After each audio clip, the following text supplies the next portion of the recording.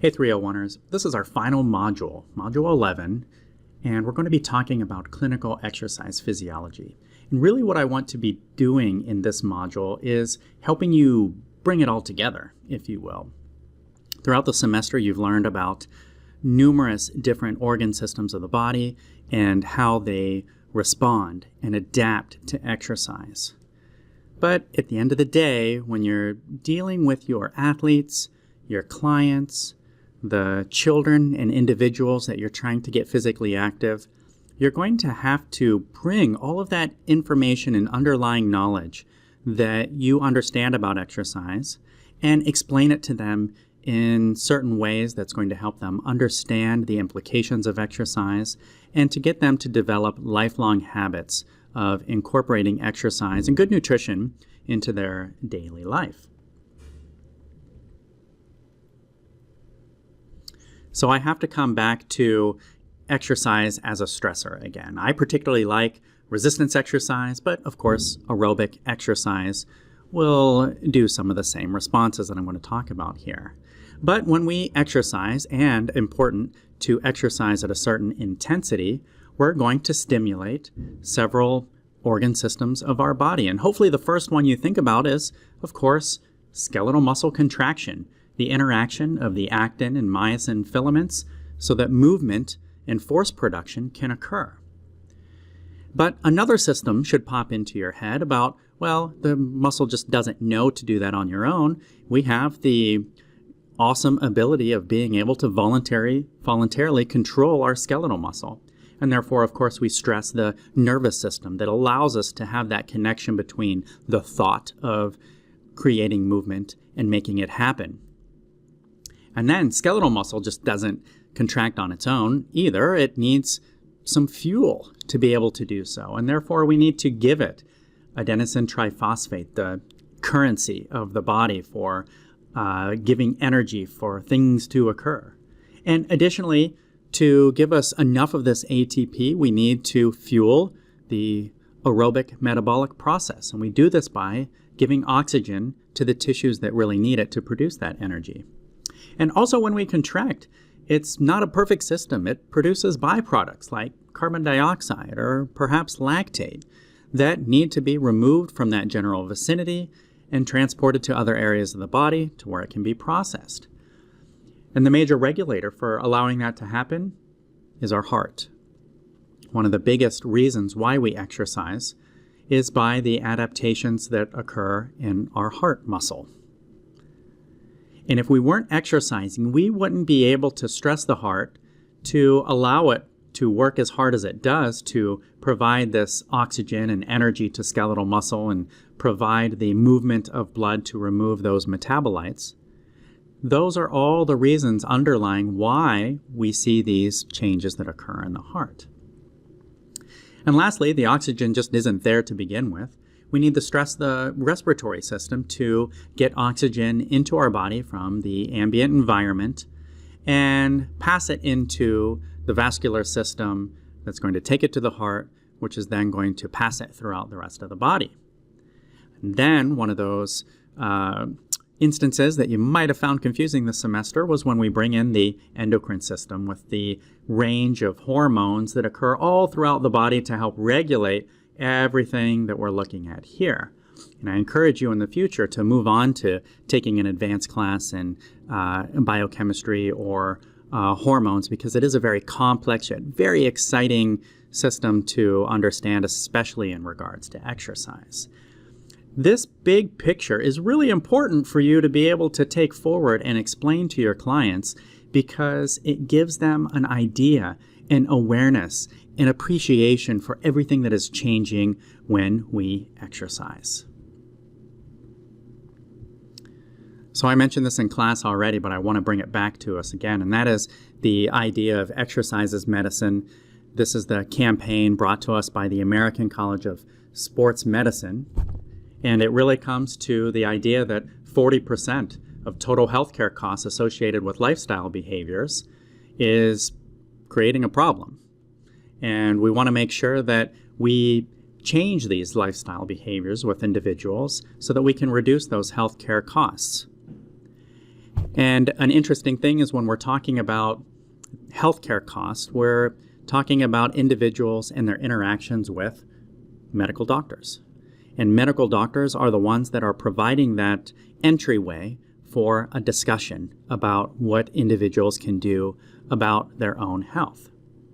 Some of these lifestyle behaviors we know are smoking, and on campus we've done a really great job with eliminating smoking from campus, nutrition, and of course physical activity, and that includes aerobic and resistance exercise.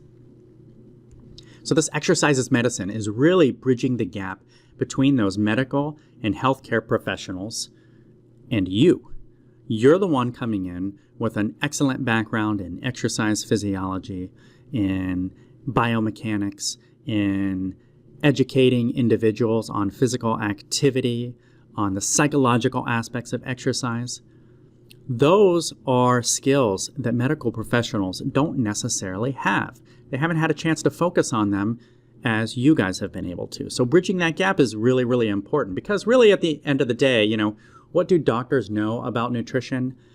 It's not much, and it's not their fault. It's because their education is so jam-packed with what they need to know to be a medical professional, there really isn't enough time for them to be a sports psychologist or a nutritionist or a physiologist related to exercise. They just don't have the time to do so. So it's okay that they don't. But they do need a resource so that they can get that information to the individuals that could benefit most from it. And we know that's practically everyone.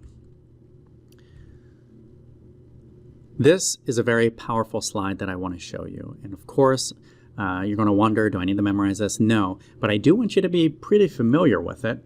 This is a figure from a published review article on the health deficiencies accelerated by decreased physical activity. So you have someone that becomes sedentary, they aren't exercising at all, or they're exercising very little. What maladies could they expect to experience because of that decreased physical activity? Even if you don't read a single word yet on this screen, just seeing how many different bullet points are on here should hit home as to the importance of physical activity. But I want to point some out to you.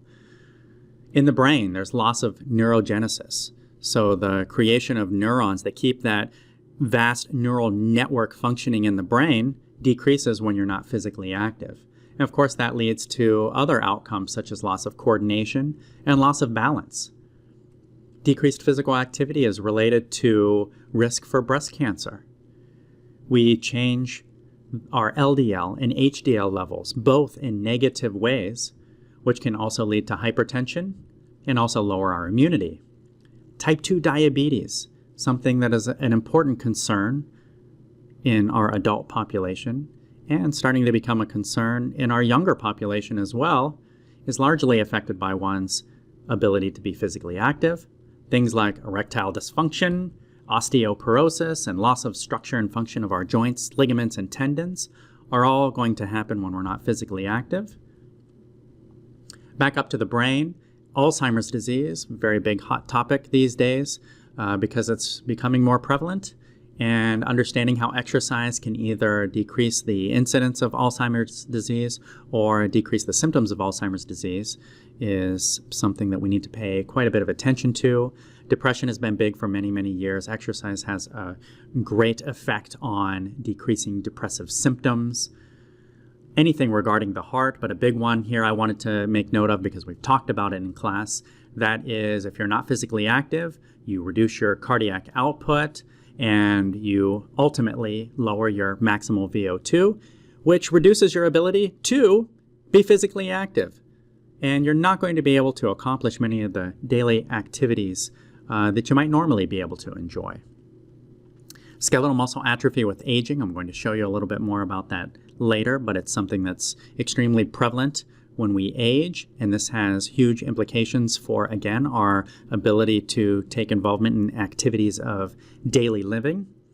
And I wanted to highlight again, hypertension here is very, very important because exercise has a huge effect on reducing our hypertensiveness. Got some blinking highlights here at the bottom. Overall, if you take all of this into consideration, you're going to have reduced quality of life, and you're going to have increased risk for premature death if you are not physically active. And I'm preaching to the choir here with you guys, but if you take a figure like this and show it to someone that you're working with, or display it in a presentation to a group of individuals, a business that you're working with and trying to get them more physically active, you're not going to be able to convince everyone, no doubt about it. But this is a big, powerful message that you can send to individuals about everything that physical activity and exercise can affect in the body. It's an investment, if you will, to get people starting to exercise, especially when they're not feeling any of these ailments, because it's going to reduce their risk of actually getting those ailments in the future. Some biomarkers for premature death. We've talked about this a little bit, but that is looking at aerobic capacity, or VO2, as an indicator for how long you're going to live. We also talked about your quality of life, but this is just a biomarker for if you have higher aerobic capacity, in general, you're going to live longer. And here's a figure that shows us that. This is actually of women that were either aerobically trained or sedentary, and it looks at them over their lifespan from about 20 years old all the way up to 80 years old. So pretty large range of ages here. And it's looking at their aerobic capacity, their VO2 max, exactly what you guys tested in your lab sessions. And you see these black dots up here. This is all aerobically trained. And these white squares here are all sedentary individuals. And for one, you can see the drastic difference, right? The aerobically trained had higher VO2s. The sedentary had lower VO2s. But what is true and interesting about this figure is that across all ages, whether you're a 20-year-old or whether you get up close to your 80s, your VO2 is still higher as someone who exercises than someone who doesn't.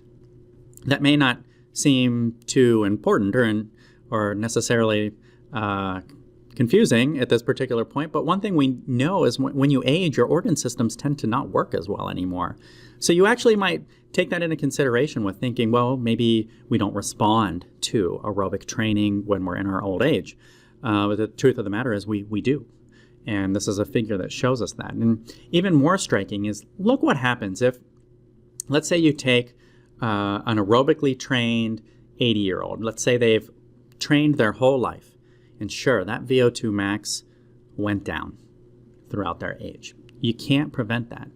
But nevertheless, they continued with it. They knew the importance of exercise, and they continued to exercise as they age. And now they're in their upper 70s. They just turned 80.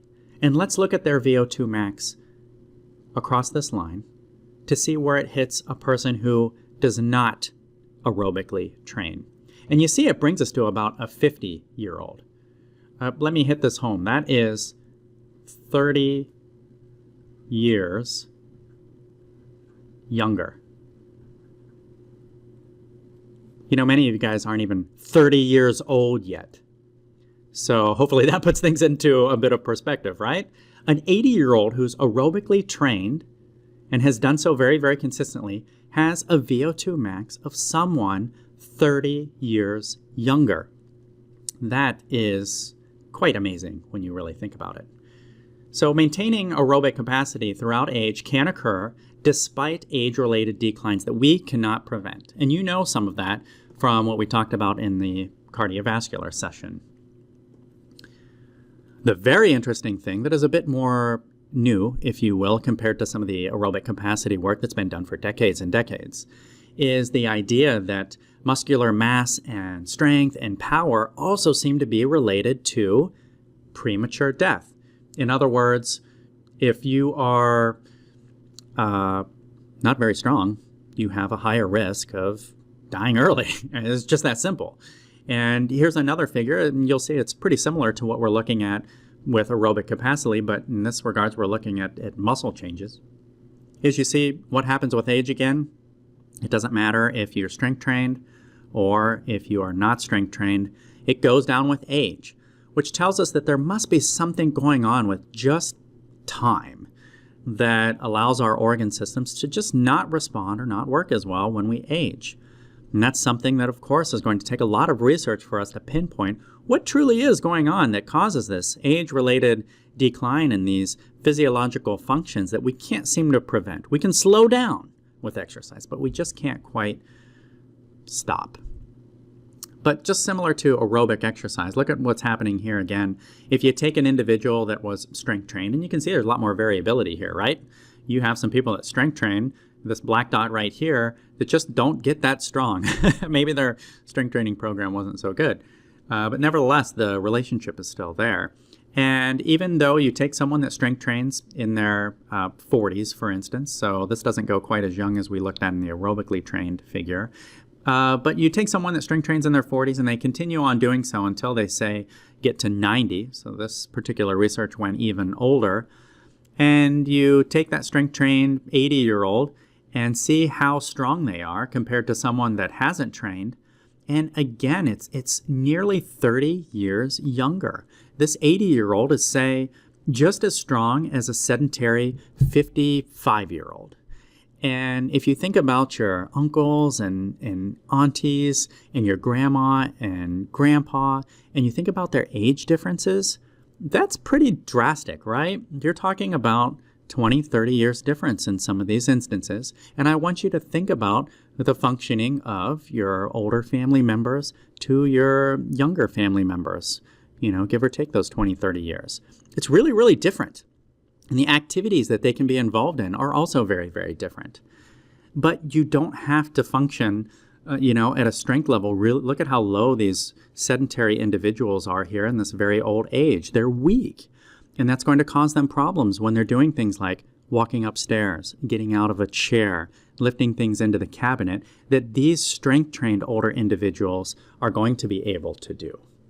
So in other words, the take-home from both of these are, one, strength train and aerobically train yourself, and do so at a very early age.